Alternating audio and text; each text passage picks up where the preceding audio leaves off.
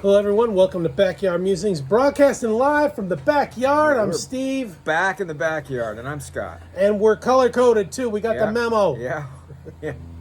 Finally on the same page. Today is a national day of outrage. Khalid Sheikh Mohammed and two defendants for the 9/11 attacks are outraged that they still, after 16 years, cannot receive the martyrdom for the 9/11 attacks. They want that martyrdom. They want to die. Right? And here we're going to show you proof that circus clowns have control of the idiocracy. We're going to show you proof here. On Friday, Department of Defense Secretary Austin revoked the sweetheart plea deal reached earlier this week, sparing the lives of the mastermind and two of his minions for the 9/11 attacks. Now, how do you feel about the death penalty versus?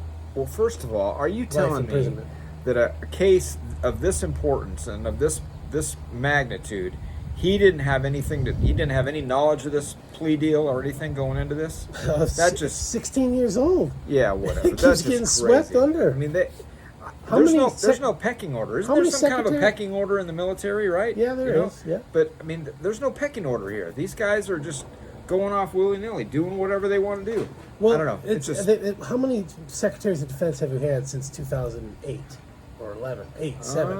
I don't know. Probably 5, 4, 6, 7? 5. Yeah, I mean Gates was there. 2, Mark right? Esper and Ash Carter. Yeah, they were different.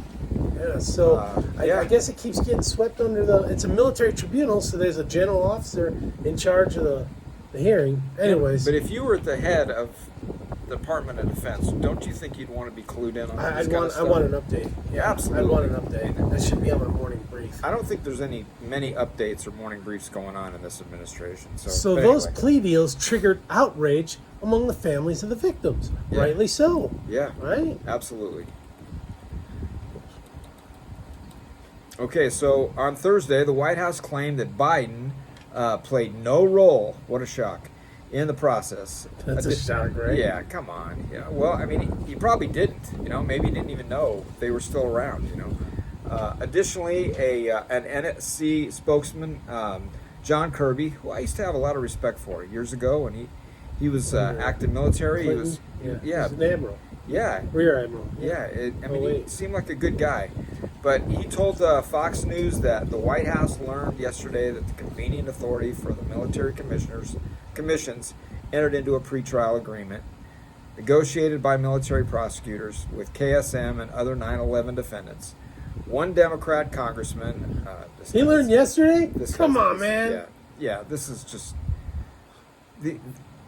this just shows that there is nothing going on in this. Who's running the prison? Right, exactly, the inmates. Exactly. Oh my gosh. So this congressman Gregory Meeks, a Democrat from New York, yeah, he's kind of special. Believes the revocation occurred because of the public outcry. You think? Yeah, you think? Yeah, come on.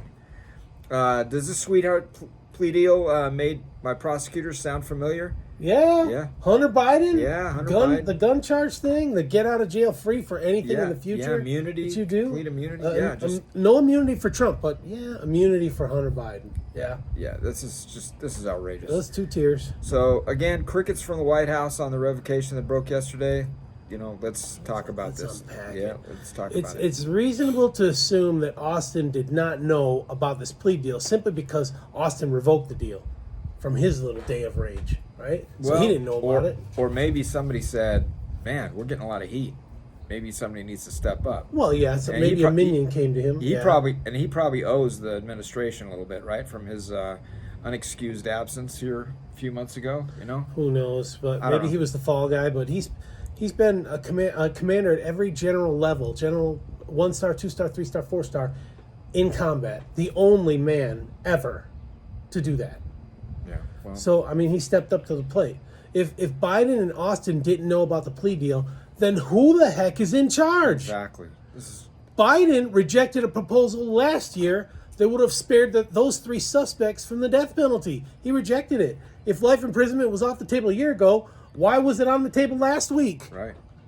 Who's running the show? Yeah. And what is this going to do? I mean, do these guys have some kind of council where they're going to raise some mail about this? And Oh yeah. Well, they'll probably be like Hunter Biden and say, "Oh, it's still they offered it, so we can accept it." Yeah, maybe they'll have a hunger strike. That'd be okay, right? Hunger strike. Well, they get their martyrdom, that's for sure. Maybe they should get Abby Lowell to represent them. Same guy representing Hunter. Yeah. Get some results, man. Yeah. So on Friday again, Austin issued a terse memo to the presiding authority, Brigadier General, retired Susan Escalier. Austin wrote that he was withdrawing her authority in the case and reserving such authority to myself, which I guess that's a good thing, right? Yeah. The Military Commission of Gitmo Bay sent letters to families of the nearly 3,000 people murdered in the 9/11 attacks and said the plea agreement stipulated the three would serve life sentences. This is a significant step to the finality of this process. Well, do you think that was fraud, waste, and abuse, sending out 3,000 letters? Yeah. Ridiculous. Yeah. They shouldn't have had to explain it. Exactly. Again, what do you got to do to get the death penalty, right? I mean, well, we can kill unborn children in a mama's womb without regard, with impunity. Even thinking about it, right? But we can't kill a mastermind that's murdered 3,000 intelligent, sentient people. We can't do that. We got to kill the baby. Yeah. So this is probably how we found out about this idiotic plea deal, from the families. Austin further wrote that in light of the significance of the decision, he had decided that the authority to make a decision on accepting the plea agreements, was his. Good for him. Why the sudden change in authority of the presiding officer? That's what I'm questioning. Let's just step back a little bit and say, okay, this commission it was a military tribunal, right? Would have never went 16 years if it was civilian. And why did it go that long? We're going to see in a little bit because of the pretrial motions and stuff. But why is a higher authority, after a plea deal is made and entered, a higher authority is jerking it back and saying, no, we don't like the decision? I mean, I know we're talking about masterminds, right? Shouldn't that have been presented first? Think about and say, justice. Hey, this is what we want to do, and they could have nixed it, and we would have even been to this point, who's right? they? Who is they? Well, whoever came up with this flunky plea deal, present it to the presiding authority and say... The presiding authority said, yeah. Brigadier General said, yeah. Yeah. But why is she getting yanked back? I mean, that's... I know they're bad. The masterminds are bad. I know that. I get it. But I'm talking about justice here. The justice system. Being blind. Why is a decision being yanked back because somebody doesn't like the decision? Because there's a public outcry. Why is that? That shouldn't happen. Right. It shouldn't. And I'm sorry for the victims' family. I went to combat in Iraq and Afghanistan because of these attacks.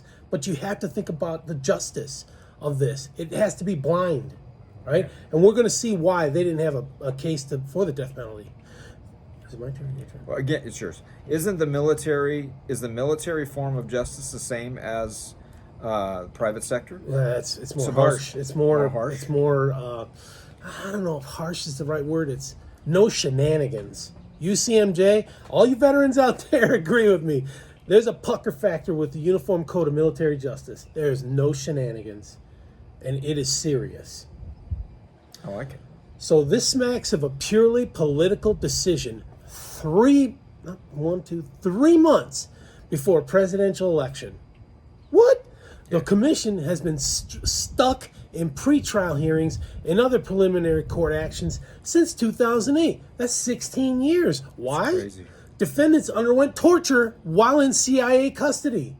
CIA tortured them. Waterboarding. I got no problem with that. Okay. I don't lose any sleep with that. Okay. Well, my buddies, my Army buddies, we were interrogators. We knew that was torture was no, and there was no gray areas with it. It was black and white. Right? The waterboarding to make it seem like you're drowning, but you're not really drowning. That's torture. Okay. Okay. Defendants underwent torture while in CIA custody, which left the prospect of full trials and verdict uncertain because of inadmissibility of evidence linked to the torture. For a detailed and comprehensive explanation of the proceedings to date, from start to where it is today, Google United States versus Khalid Sheikh Mohammed, and it has it's an interesting read. It's a good catch up, good sum up. So during the 2020 presidential debate, Joe Biden called Donald Trump a clown. That was wrong to do that. Yeah. This whole idiotic controversy proves that clowns are running the Biden-Harris idiocracy. Didn't Barry Obama say, never underestimate the ability for Joe Biden to F something up? And he's been doing it now for 3.5 years. What do we always say? Longer than that. 3 words? Over Vote 50 years. them out. Yeah, get him out. This is a clown show. This is There's no professionalism. It's a hideous joke that this has been going on this long, and I also this long, heard 16 years. Yeah, I've also heard now that they're they were were talked about shutting down Gitmo. Well, they've been talking about that. Yeah, everybody's had that opportunity. Barry Obama traded 6 terrorists for Bergdahl. Yeah. The deserter Bergdahl? Yeah. How'd y'all feel about that? No, I was pissed. Yeah, I'll bet. Because I was stationed Fob Sharana when those units were going out looking for Bergdahl. I was there. And a couple of those guys lost their lives, right? Yeah, they got into legit firefights. For what? I mean, I consider him to be a deserter, right? Did you guys consider him to be a deserter? I mean, he's the one that walked out, right? Well, you gave him the benefit of the doubt that he was missing, but he was a deserter. deserter. I still remember that press conference that his parents had, and his dad talking to him in Arabic, and oh man, that just turned my stomach. I didn't hear him. You never heard about that? No, oh yeah, his mom and dad up there. Yeah. I think President Obama was in office then. Yeah, and that just turned my stomach. Yeah, this whole thing is. It's a joke. Nobody should have to wait 16 years being held without trial. It's just wrong, man. Just swift justice. Make it complete. Make it thorough. Make it swift. Right? So we can move on. The families can move on. Absolutely. It's been way too long. Thanks for welcoming us back into the backyard. We appreciate it. We'll see you on Monday. Have a good weekend. Take care.